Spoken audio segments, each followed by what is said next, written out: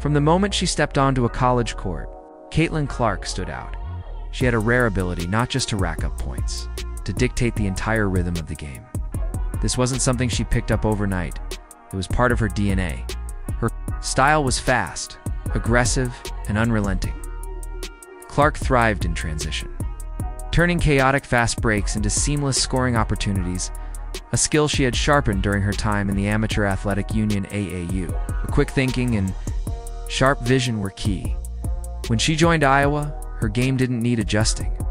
The Hawkeyes were built for pace, space, and shooting, with a system that emphasized ball movement and floor spacing, played directly to her strengths.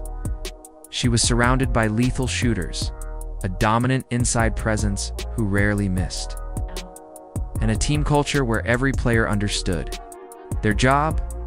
It was an ideal setup, carefully crafted by Coach Bluder over the years. Practices weren't just about running plays. They're about building chemistry, perfecting timing, and creating instinctive reactions. Caitlin even joked that it felt like brainwashing, though not in a bad way. It was about being so in sync that every action became second nature.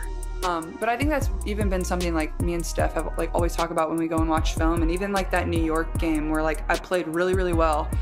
Obviously scored a lot of points. I think I had 9 assists or 10 assists that game. This just this last game this year. I started the fourth quarter off with like 3 turnovers in a row or 2 turnovers in a row, and Steph yanked me, and she was like this is like a learning moment. It could have been there, like maybe you could have thrown a little bit better of a pass, maybe they could have caught it, but like, do we need that in this moment? Like, no. Right. And then she subbed me back in. I think it's just like kind of a learning process, and it goes back to like even my shot thing. Like it's just time and score and understanding. I think that's like where I can still kind of improve. Like, do we really need that like sequence of a game? Like, have we just scored twice, or have we just missed 2 shots in a row? And that's something that like isn't probably always talked about, but like I can find confidence in that. But I think the risk assessment thing, like maybe it's a toxic part of me, but I always think it's gonna go well.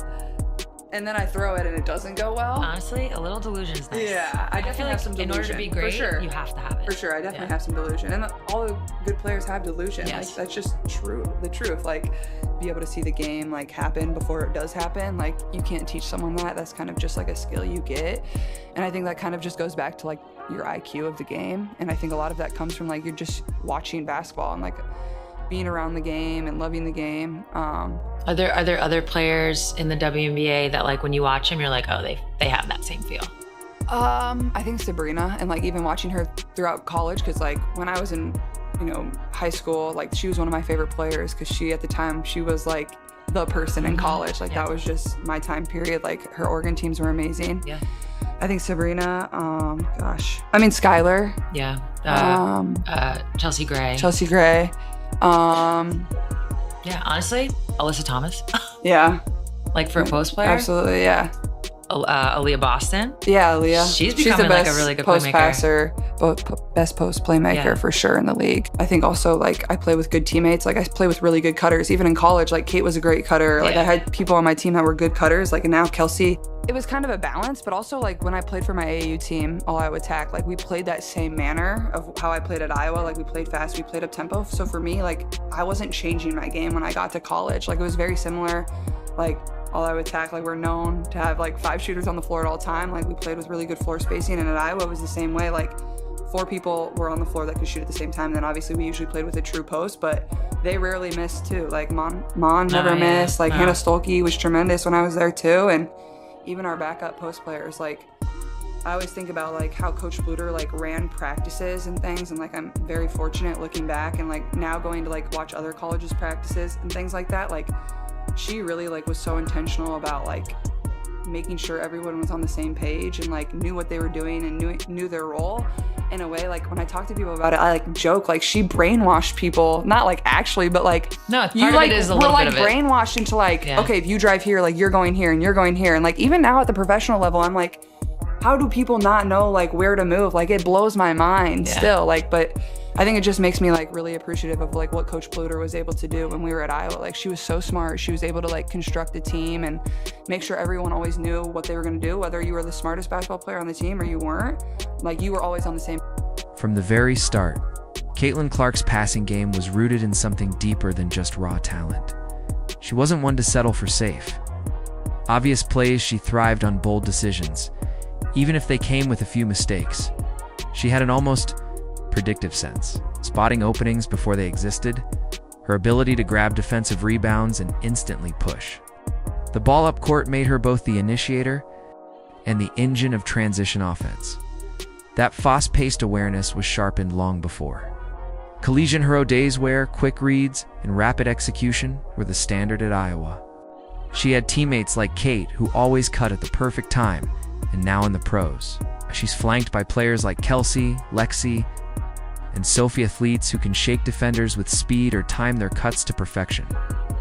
Caitlin's game has always flowed best when surrounded by players moving in sync with her vision. What often gets overlooked is how much physical strength played into her skill set. Her powerful core allowed her to throw passes most wouldn't try and hit from deep, with a form that looked effortless even from half court. While others might have to hurl the ball as a last-second prayer, Caitlin simply used her normal shooting motion, powered from the ground up, to her. Passing was part learned technique and part instinct, film study, repetition, and a deep commitment to finding openings for her teammates built half the foundation. The rest was feel something unteachable, the ability to anticipate, to think 2 plays ahead that came from a lifetime immersed in the game. In the WNBA, she recognized that same intuitive passing ability in a few others. Sabrina Ionescu got Smith guards with vision who kept defenders guessing. She admired Chelsea Gray's awareness, Alyssa Thomas' playmaking versatility, and Aja Wilson's court vision as a post player.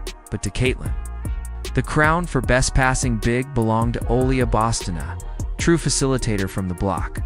Of course, creative passing comes with risk, and Caitlin has never shied away from that. Her WNBA debut proved it buzzing with pressure and expectations.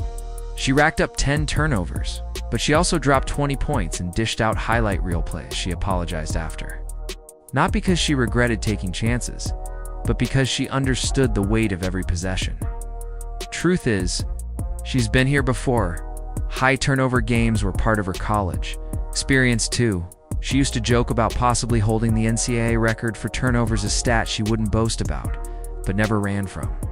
Because this is who she is, a player who tests limits, takes risks, and accepts the mistakes that come with chasing greatness. Turnovers to her are simply the tax for ambition. She knew she had room to grow in ball security. She was, but the spirit of risk was always embedded in her game. This season tested her in new ways. Limited minutes, rhythm disruptions, frustrating stretches, where she couldn't find her flow. But when she came back, her basketball IQ showed, even when the shots didn't fall. Her decision-making and game management were sharper than ever. Late game scenarios became her playground show, read defenses better, knew when to push and when to slow it down. It was progress you wouldn't always see in the box score, but it was undeniable to those watching closely. She'd laugh at herself sometimes, admitting, maybe I'm a little delusional, I always think the pass is going to work.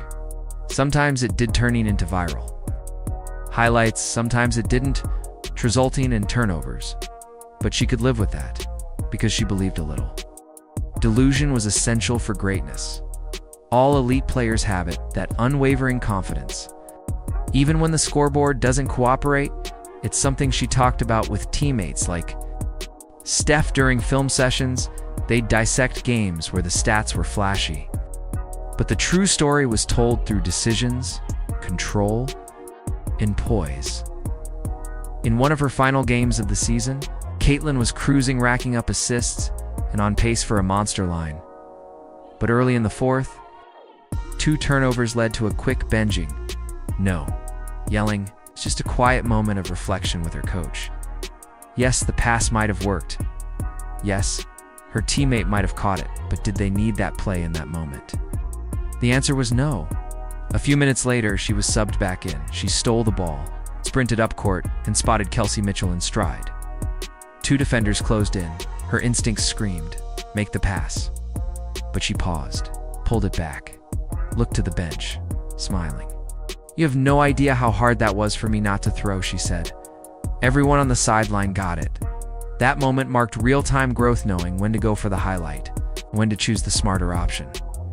For Caitlin, it all boiled down to feel, score, timing, and awareness.